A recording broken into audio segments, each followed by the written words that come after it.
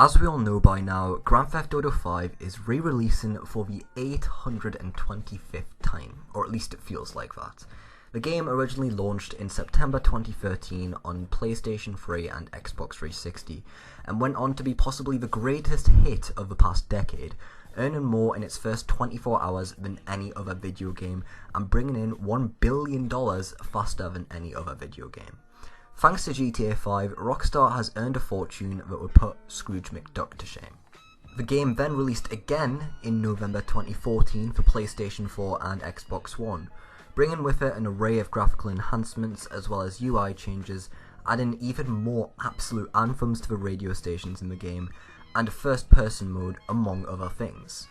The game then released again in April 2015 for PC, allowing it to reach 4K resolutions and high frame rates, as well as opening the door to the modding community. Last year, Rockstar announced their intentions to release the game on PlayStation 5 and Xbox Series X in late 2021, and fans were understandably upset that they're continuing to drag out this nearly 8-year-old game as opposed to focusing their efforts on the fabled Grand Theft Auto 6. But a remaster of sorts is happening, and in typical Rockstar fashion, we know very few details about it, save that it will have a slew of visual and technical enhancements and that the game will be more than a simple port.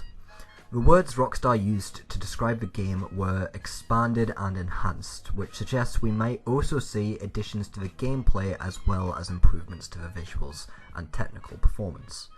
In this video, I'm going to break down 5 of the features I'd like to see in GTA 5 expanded and enhanced in order for Rockstar to justify this third re-release of the game. With that said, if you'd like to see similar content such as discussion about the GTA games, please consider subscribing to the channel and like the video to help me out. Now that I've said that, let's get into it.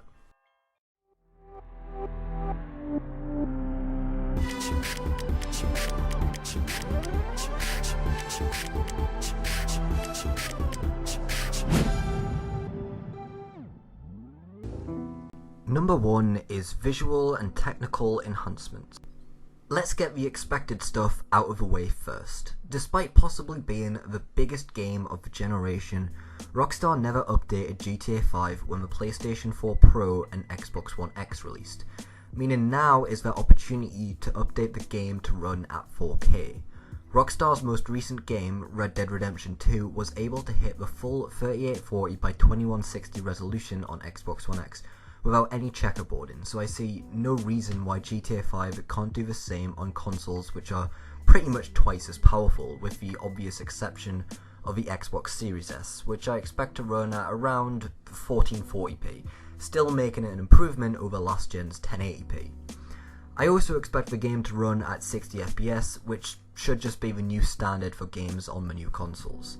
It would also be nice to have the option to play the game at a lower resolution and hit the 120fps mark, but that isn't really an absolute must for this type of game. The more interesting thing would be the implementation of something like ray tracing, which would explain at least partly why this remaster is taking so long. GTA 5 has the capacity to look downright gorgeous with ray tracing, and as the feature is still not yet supported on PC, it also gives PC users something to look forward to in terms of technical enhancements when their version of the game gets updated.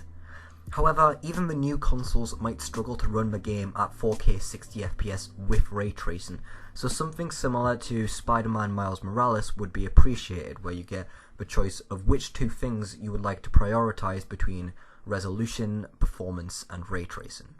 But I mean, come on, we all know the correct choice is performance and ray tracing. I don't think many people could actually tell the difference between something like 1800p and true 4K. Maybe I'm wrong. If I'm wrong and you can notice, comment down and let me know. There are rumours going around that Rockstar is planning on implementing the engine that they used for Red Dead Redemption 2 into Grand Theft Auto 5, and if this is true, it could be huge. Red Dead Redemption 2 is possibly the most gorgeous game I have ever played, so seeing GTA 5 get that sort of treatment could be amazing. Whether or not this just means the graphics, or if it also means the physics engine, is up for debate, but doing this could give GTA 5 a massive facelift and even allow it to stand toe to toe with the latest games releasing. GTA 5 still looks surprisingly good even today, but there are plenty of opportunities here to make the game look and feel 10 times better. Number 2 is online features in single player. Over the years, Rockstar have continued to add more and more features into the online mode, providing us with 10 totally unique heists, businesses to manage and run, a casino to visit, as well as literally hundreds of vehicles, weapons and clothing items. However, throughout all that, they neglected to add any of it to the single player. The vehicles and weapons in the single player mode date up to halfway through 2015, but none of the things added in the past 6 years are there. There are kids who have been born and are now in school in the time since Rockstar has last added to single player. It might be too much to ask considering how much Rockstar favours and milks their online mode, but all of this stuff would be amazing to see in single player. It would be so good to be able to manage your businesses as Michael, Franklin or Trevor, running drugs and weapons across the map. It might be too much to ask for the heists or other missions to be implemented into single player, as many of them are built around the premise of multiplayer and require cooperation.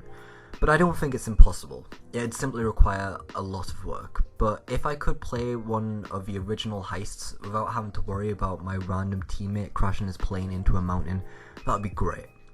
Including businesses and heists in single player is one thing, but adding all the many vehicles, weapons and clothing items is as simple as flicking on a switch, and there's no reason that Rockstar shouldn't do that other than for monetary reasons. But if GTA Online is going to continue to be this huge platform, I think they can afford to allow players to use some of their legacy content without worrying about being blown to pieces by an oppressor or having to rely on their internet connection. I mean, come on Rockstar, you already have $1 bajillion. It could also seek to enrich the experience in story mode. Being able to save a car and have your mechanic drop it off is just a tiny feature, but it would make the single player experience so much more enjoyable. This whole feature really comes down to how greedy Rockstar decides to be. I don't have much faith in it, but it would be cool to see. At number 3, I have additions to the map. Now, I think in terms of adding to the map, there are realistic expectations and there are unrealistic expectations.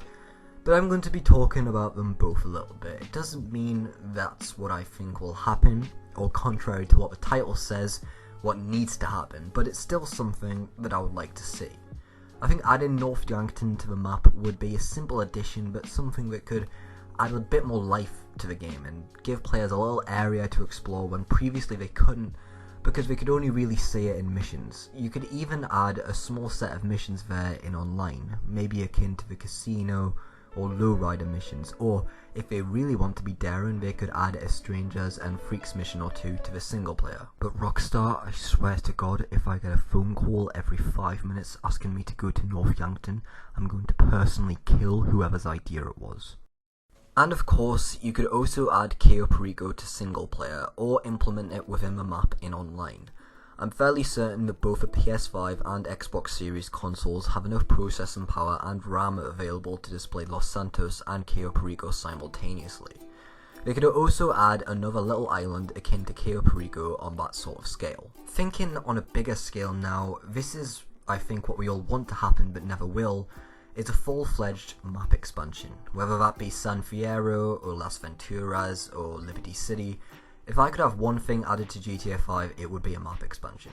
Seamlessly being able to travel to the whole of San Andreas would be a dream come true, complete with new missions and properties to buy and things of interest to do. There's been rumours circulating from various dubious sources that they've been attempting this, and while I'm not sure if I believe them or not, there's no denying that it would be great to see. Coupled with story mode DLC, which, let's see here. For those ready to jump back into the story of Grand Theft Auto 5, we have big plans for substantial additions in 2014, continuing Michael, Franklin and Trevor's action mayhem and unexpected adventures in southern San Andreas. Yeah, about that Rockstar, where the fuck is it? If Rockstar were to do this, they would possibly have created the greatest remaster ever. Like I say, it's a pipe dream, but it's still something worth talking about and something I desperately want to see come to GTA 5. At number 4, I have restoring the cut content. For those unaware, Grand Theft Auto 5 had a huge amount of content cut from the game before release. whether it was because of time constraints or scheduling conflicts or even just technical limitations. Regardless, they don't have these problems now, so now would be the perfect time to bring some of that cut content back into the game. There's no way I could possibly talk about all of it, so I'll just run down a few of the things that Rockstar had planned. One of the biggest complaints about the ending in GTA 5 was that option C seemed like the obvious choice, because it was the only option that kept all three protagonists alive. Originally, Rockstar planned to have Franklin die in option C, and for Lamar to take his place, which, in my opinion, would have been a better option, because, well, I think Lamar became the best character in the history of gaming at this precise moment. What's up, can a low come up in your crib? Man, fuck you, I'll see you at work. Oh, nigga, don't hate me cause I'm beautiful, nigga. Maybe you got rid of that old yee-yee ass haircut you got, you get some bitches on your dick. Oh, better yet, maybe Tanisha will call your dog ass if she ever stop fucking with that brain surgeon, the lawyer she fucking with, nigga. What?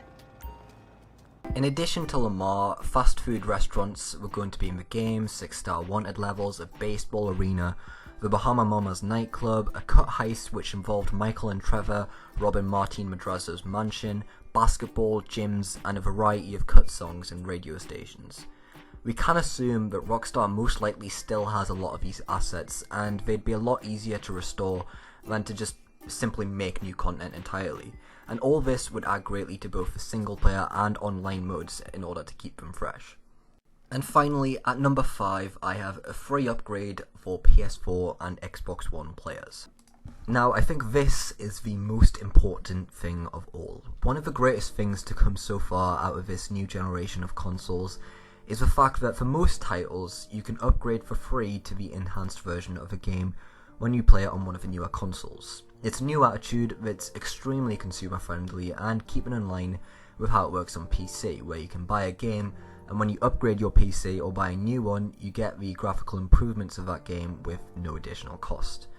When I got my Xbox Series X at Christmas, I was extremely happy to learn I already owned 20 titles that took advantage of the new hardware.